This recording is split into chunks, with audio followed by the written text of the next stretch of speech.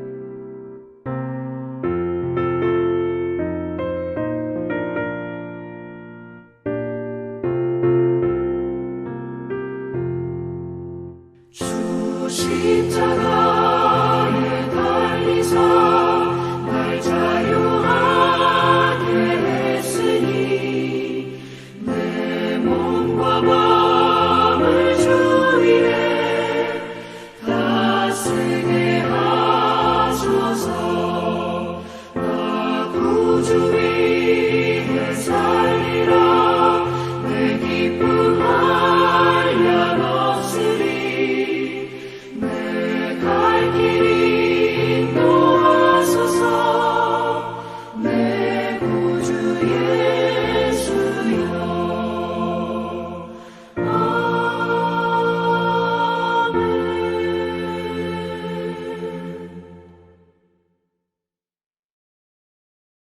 하나님 아버지 감사합니다. 어제는 주일 예배를 통해서 큰 은혜 받게 하시고 또 새로운 한 주간을 시작하는 월요일을 맞이할 수 있도록 은총 내려주심을 감사합니다. 하나님 오늘 하루도 주님께서 말씀을 통해서 베풀어 주시는 하늘의 은혜를 덧입을 때 승리의 삶을 살게 될 것을 믿고 주 앞에 엎드렸습니다. 오늘도 말씀을 통해서 하늘의 은혜가 풍족하게 저희 식령 가운데 임하게 하여 주셔서 어떠한 환경 속에서도 결코 흔들리지 않으려고 믿음의 삶을 온전히 살아감으로 주님의 마음을 시원케 해드리는 복된 하루가 되게 하시고 한 주간 될 수 있도록 은총 내려 주옵소서. 감사드리오며 우리 주 예수 그리스도의 이름으로 기도드리옵나이다.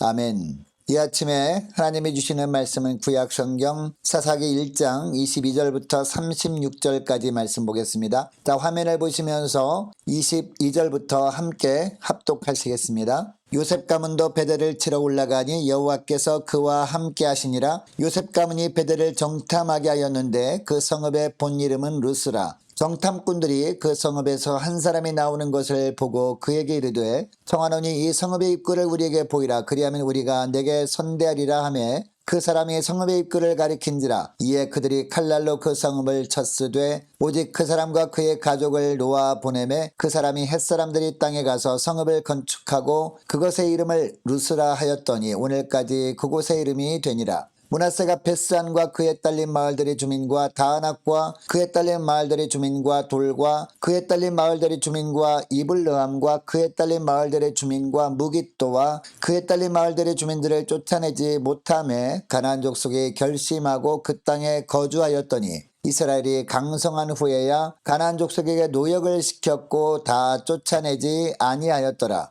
에브라임이 게셀에 거주하는 가나안 족속을 쫓아내지 못하매 가나안 족속이 게셀에서 그들 중에 거주하였더라. 스불론은 기드론 주민과 나할롤 주민을 쫓아내지 못하였으므로 가나안 족속이 그들 중에 거주하면서 노역을 하였더라. 아셀이 악고 주민과 시돈 주민과 알랍과 악십과 헬바와 아빅과 르홉 주민을 쫓아내지 못하고 아셀 족속이 그 땅의 주민 가나안 족속 가운데 거주하였으니 이는 그들을 쫓아내지 못함이었더라. 납달리는 벳세메스 주민과 벳아낫 주민을 쫓아내지 못하고 그 땅의 주민 가나안 족속 가운데 거주하였으나 벳세메스와 벳아낫 주민들이 그들에게 노역을 하였더라. 아모리 족속이 단자손을 산지로 몰아넣고 골짜기에 내려오기를 용납하지 아니하였으며 결심하고 헤레스산과 아얄론과 사알빔에 거주하였더니 요셉의 가문의 힘이 강성함에 아모리 족속이 마침내는 노역을 하였으며 아모리 족속의 경계는 아그라빔 비탈의 바위부터 위쪽이었더라.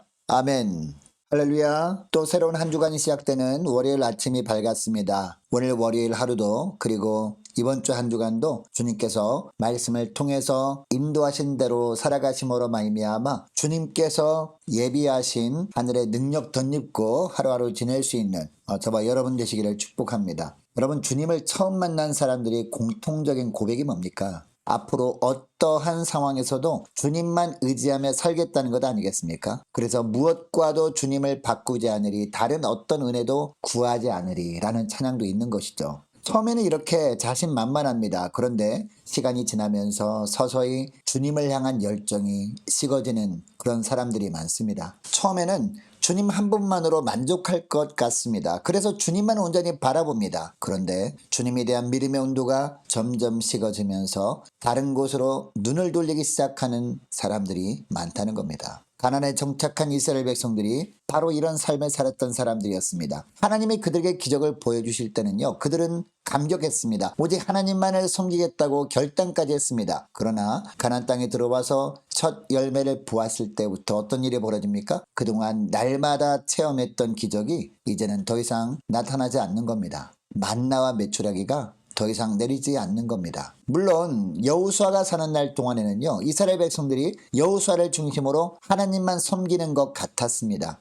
여러분, 가나안 땅에 들어와 살던 초기에 여호수아를 중심으로 하나님을 섬기는 삶을 살 때 하나님께서 가나안 족속들을 완전히 다 쫓아내 주었으면 얼마나 좋았을까요? 그러면 이스라엘 백성들이 가나안 문화에 젖어서 사는 일도 없었을 겁니다. 우상 숭배를 범하는 일도 없었을 겁니다. 그런데 하나님은 어떻게 하십니까? 여호수아를 통해서 중요한 지점만 정복하게 하신 이후에 각 지파별로 가나안 땅을 분배해 주지 않습니까? 그러니까 각 지파별로 분배받은 땅에 가면 그 땅 산지에 여전히 남아있던 가나안 거민들이 있었던 겁니다. 여러분, 하나님께도 이처럼 산지에 가나안 거민들을 남겨놓으셨던 이유가 무엇일까요? 자, 우리가 주일마다 여호수아 말씀을 살펴보지 않습니까? 여호수아 말씀을 강의할 때 잠깐 언급한 적이 있지만 그동안 여호수아를 중심으로 가나안 땅을 정복할 때도 인간적인 기준으로 보면 무시무시한 대적들이었습니다. 사람을 삼키는 땅처럼 보였습니다. 그리고 성은 너무나 견고했습니다. 가나안 7 족속들은요, 엄청난 무기로 무장까지 하고 있었습니다. 반면에 이스라엘 백성들은요, 아무런 무장도 되어 있지 않았거든요. 오직 하나님을 향한 믿음이 있을 뿐이었습니다. 그런데도 하나님이 여호수아를 통해서 하신 말씀대로 순종했을 때 늘 하나님이 싸워주셨습니다. 전쟁마다 대승하게 하셨고 가나안 중부지역, 북부지역, 남부지역을 차례로 점령하게 해주셨습니다. 그리고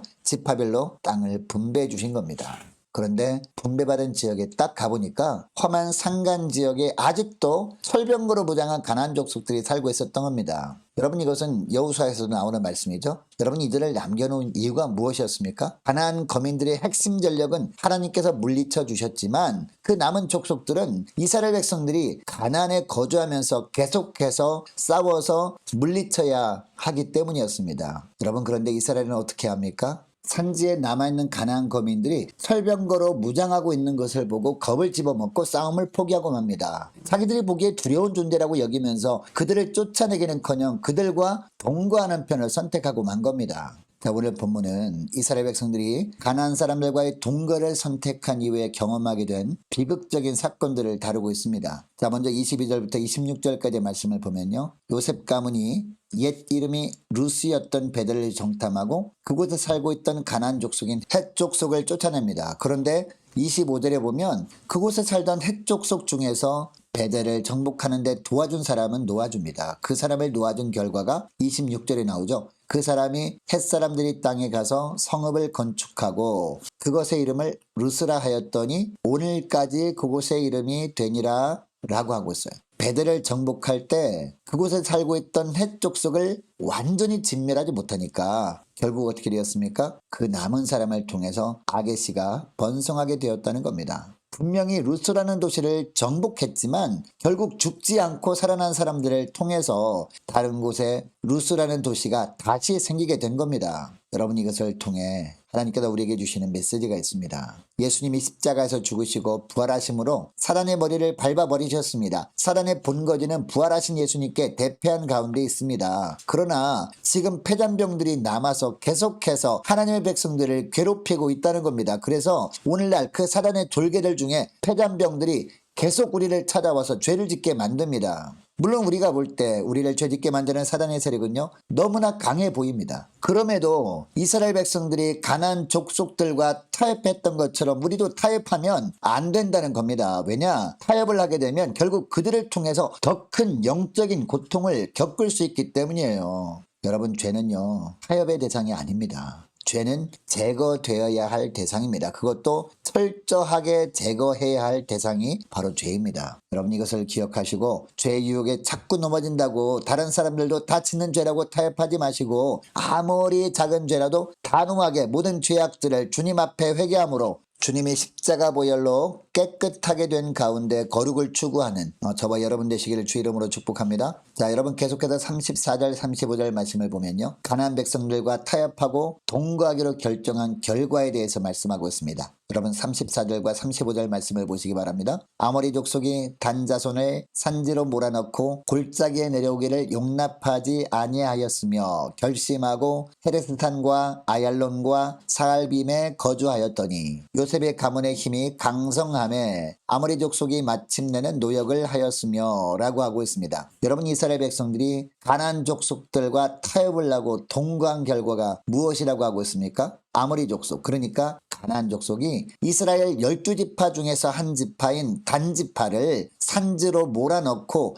골짜기에 내려오지도 못하도록 한 겁니다. 여러분 산지에 살고 있던 가나안 족속들이요 자신들의 힘이 약해 보일 때는요 좋은 것이 아니겠느냐고 타협을 시도했을 겁니다. 타협을 하고 이스라엘 백성들과 함께 살면서 힘이 강해지니까 어떻게 했습니까? 오히려 좋은 자리는 자신들이 차지하고 단지파 사람들은 험한 산지로 몰아넣고 말았다는 겁니다. 여러분 가나안 족속들과 타협을 하면 결국 그들이 이렇게 할 것을 하나님은 이미 다 아셨습니다. 그래서 이스라엘 백성들에게 가나안에 들어오기 전부터 그렇게 말씀하셨던 겁니다. 가나안 땅에 들어가면 그들의 풍속을 절대 따르지 말고 그들 중 한 사람이라도 남아있게 말고 다 쫓아내라 라고 말씀하셨던 거예요. 그렇게 하지 않으면 그들이 마침내 이스라엘 백성들에게 올무가 되고 가시가 될 것이다 라고 하신 겁니다. 결국 이스라엘 백성들이 이런 하나님의 말씀에 순종하지 못하고 자기들 생각대로 그들과 타협을 하고 동거하다 보니까 마침내 단지파가 하나님께서 주신 자기 땅에서 쫓겨나는 비극을 경험하게 되었던 겁니다. 또한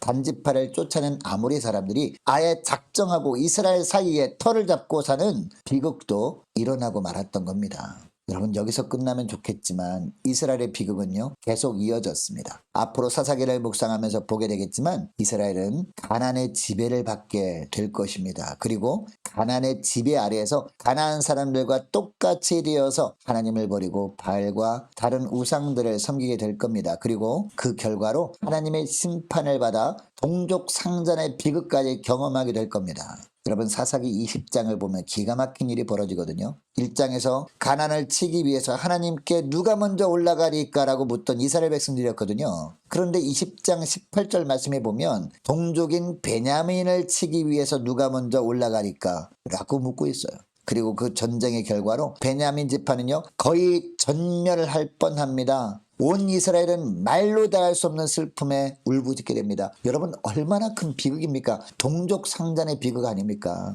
여러분 이스라엘은요 처음 가나안 사람들과의 동거를 선택할 때 앞으로 맞이하게 될 이 많은 비극들은 상상도 하지 못했을 거예요. 하지만 그들이 작은 타협은 타락을 낳고 말았고 타락은 더 큰 비극으로 이어지고 말았습니다. 이 사실이 오늘에 사는 우리에게 주는 교훈은 명백합니다. 우리도 이스라엘처럼 세상 가치관과 대적하여 싸우지 않고 타협을 할 때 이스라엘이 겪었던 비극적인 사건들을 똑같이 경험할 수밖에 없다는 겁니다. 여러분 이 땅에 존재하는 교회 공동체들이 원론적으로는요 모두 하나님 나라 공동체가 분명합니다.